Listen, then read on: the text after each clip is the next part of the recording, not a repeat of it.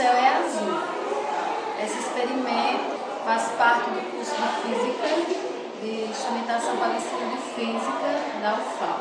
Então nós temos um projetor de slide, um recipiente de vidro com água,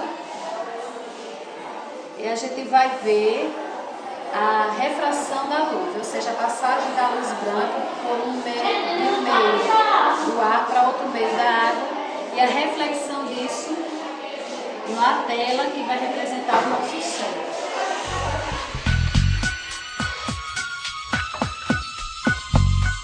A luz solar está atravessando as partículas do ar da atmosfera, representada aqui pelo nosso vaso com água, está refletindo a frequência azul da cor, pois sabemos que a luz branca é composta de 7 frequências de onda, que dão as cores primárias, as quais a gente percebe no arco-íris.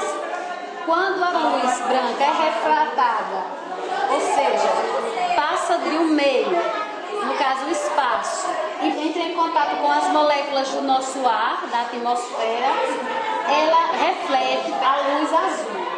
Por isso o céu é azul.